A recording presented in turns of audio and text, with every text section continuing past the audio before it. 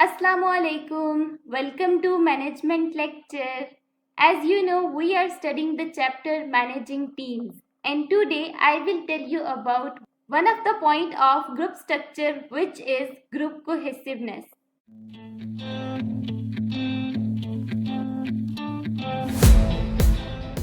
So what is group cohesiveness? Cohesiveness is important because it has been found to be related to groups productivity. Groups in which there is a lot of internal disagreement and lack of cooperation are less effective in completing their tasks than are groups in which members generally agree, cooperate and like each other. Cohesiveness क्या होती है? Cohesiveness का लफ्जी मानी है हम आहंगी, यानी unity होना। Organisation के अंदर जब ग्रुप्स बनाए जाते हैं तो उन्होंने पर्टिकुलर टास्क को अकम्प्लिश करना होता है। हर ग्रुप मेंबर को उसके टास्क को साइन कर दिया जाता है। अगर ग्रुप मेंबर्स के दरमियान बहुत अच्छी बॉन्डिंग होगी, ठीक है, यानी वहां पर हम आहंगी होगी, यूनिटी होगी, तो ग्रुप मेंबर्स जो है वो एक दूसरे के साथ मिलकर अपने अपने टास्क को अकम्प्लिश कर लेंगे।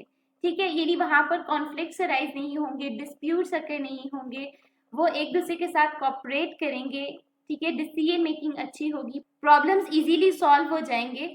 तो उस ग्रुप की परफॉर्मेंस क्या होगी? हाई होगी, एज कम्पेयर टू उस ग्रुप के जहाँ ग्रुप का इन्वायरमेंट अच्छा नहीं होगा, ग्रुप मेंबर्स जो है वो एक दूसरे के साथ मिलकर काम करना पसंद नहीं करते होंगे, यानी इस तरह की सिचुएशन होगी। तो ऐसी सिचुएशन के अंदर जब ग्रुप मेंबर्स अपना टास्क ही अकम्प्लिश नहीं करेंगे तो ग्रुप का ओवरऑल टास्क भी अकम्प्लिश नहीं होगा और उस ग्रुप की परफॉर्मेंस जो है वो डाउन हो जाएगी।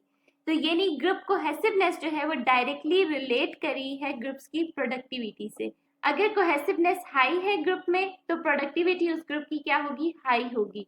अदरवाइज ग्रुप की प्रोडक्टिविटी जो है वो लो होगी। Cohesiveness is directly related two groups productivity. Cohesiveness क्या है? हम आहंगी, यानी यूनिटी होना, ग्रुप मेंबर्स के दरमियान स्ट्रॉन्ग बॉन्डिंग होना। ठीक है, research in this area has focused on group cohesiveness or the degree to which members are attracted to a group and share group's goals. Research has generally shown that highly cohesive groups are more effective than are less cohesive ones. Research के मुताबिक ऐसे groups जो group cohesiveness पर focus करते हैं, ठीक है, group structure के अंदर ग्रुप कोहेसिवनेस को डिफाइन करते हैं, तो वहां पर जो ग्रुप मेंबर्स होते हैं उन्हें ग्रुप्स के गोल्स के बारे में पता होता है, वो ग्रुप्स के गोल से अट्रैक्ट हो रहे होते हैं। ठीक है, वो ग्रुप्स के गोल्स को अकम्प्लिश करने में बहुत क्यूरियस होते हैं। ठीक है, वो मेहनत कर रहे होते हैं। रिसर्च के मुताबिक हाईली कोहेसिव ग्रुप्स जो होंगे वो ज्यादा इफेक्टिव होंगे as compare to less cohesive ones. जैसे कि मैंने आपको फर्स्ट पैराग्राफ को एक्सप्लेन करते हुए बताया कि ऐसे ग्रुप्स जहां पर ग्रुप मेंबर्स के दरमियान बॉन्डिंग बहुत ज़बरदस्त होगी, वहां पर इंटरनल डिसएग्रीमेंट नहीं होगा, कॉपरेशन बहुत अच्छी होगी, तो वहां पर ग्रुप कोहेसिवनेस जो है वो हाई होगी। ठीक है, और ग्रुप कोहेसिवनेस हाई होने की वजह से ग्रुप की प्रोडक्टिविटी भी हाई होगी। A key moderating variable is the degree to which group's attitude aligns with its goal or with the goals of organization.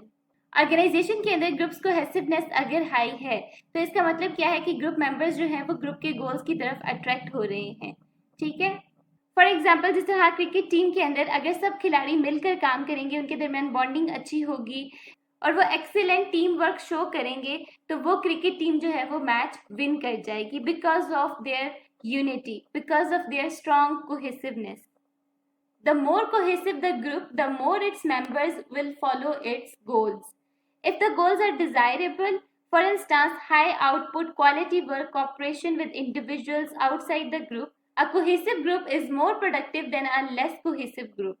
But if cohesiveness is high and attitudes are unfavorable, productivity decreases. Group members के दरमियान जितनी ज़्यादा cohesiveness होगी उतने ही ज़्यादा वो members जो हैं वो गोल्स को फॉलो करेंगे। ठीक है, उनकी गोल्स की तरफ अट्रैक्शन ज़्यादा होगी। But if cohesiveness is high and attitudes are unfavourable, productivity decreases.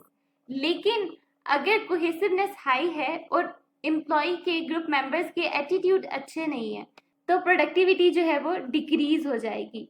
If cohesiveness is low but goals are supported, productivity increases, but not as much as when cohesiveness and support are high.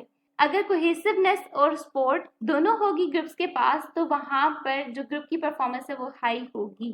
Otherwise अगर cohesiveness लो है लेकिन जो goals है उन्हें support किया जा रहा है तो भी प्रोडक्टिविटी इंक्रीज होगी, लेकिन इतनी नहीं होगी जितनी ग्रुप के पास कोहेसिवनेस और सपोर्ट दोनों होने के वजह से होगी. When cohesiveness is low and goals are not supported, productivity is not significantly affected. अगर ग्रुप्स में ग्रुप कोहेसिवनेस भी लो है और गोल्स को भी सपोर्ट नहीं किया जा रहा तो वहां पर प्रोडक्टिविटी जो है उस पर कोई इफेक्ट नहीं होगा. So as you see in this diagram, cohesiveness और alignment of group and organizational goals इन दोनों को कंपेयर किया जा रहा है. तो पैराग्राफ के अंदर हम लोगों ने जो चीज़ें रीड की हैं वो इस डायग्राम से आपको मज़ीद अच्छे से समझ आ जाएंगी. अगर alignment of group and organisational goals high है और ग्रुप कोहेसिवनेस भी हाई है तो क्या होगा, स्ट्रॉन्ग इंक्रीज इन प्रोडक्टिविटी. तो क्या है कि प्रोडक्टिविटी बहुत ज़बरदस्त होगी ग्रुप्स की. लेकिन अगर alignment of group and organisational goals तो हाई है लेकिन ग्रुप कोहेसिवनेस नहीं है, यानी ग्रुप मेंबर्स के दरमियान अच्छी बॉन्डिंग नहीं है, ठीक है, वो गोल्स की तरफ अट्रैक्ट नहीं हो रहे, यानी ग्रुप की प्रोडक्टिविटी तो इंक्रीज हो रही है लेकिन मॉडरेटली. थर्ड केस के अंदर वो बता रही हैं कि अगर alignment of group and organisational goals low है और ग्रुप कोहेसिवनेस जो है वो हाई है, ठीक है, तो भी क्या है, डिक्रीज इन प्रोडक्टिविटी, यानी प्रोडक्टिविटी जो है वो डिक्रीज हो रही है बिकॉज जो ग्रुप मेंबर्स हैं वो गोल्स की तरफ अट्रैक्ट नहीं हो रहे. एंड इन फोर्थ केस, अगर alignment of group and organisational goals low है और ग्रुप कोहेसिवनेस भी लो है तो क्या है, no significant effect on productivity, कि प्रोडक्टिविटी के ऊपर कोई भी इफेक्ट नहीं हो रहा, यानी इस ग्रुप की परफॉर्मेंस जो है वो जीरो है.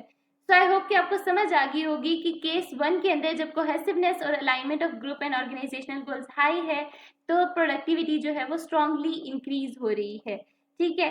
एंड जब ग्रुप कोहेसिवनेस लो है या फिर alignment of group and organisational goals low है तो वहां पर चेंज अगर हो रहा है प्रोडक्टिविटी के अंदर, लेकिन अगर ग्रुप कोहेसिवनेस और alignment of group and organisational goals दोनों लो होंगे तो प्रोडक्टिविटी के ऊपर कोई असर नहीं हो रहा, ठीक है.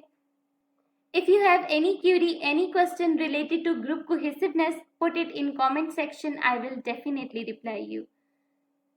Don't forget to subscribe this channel for amazing management lectures.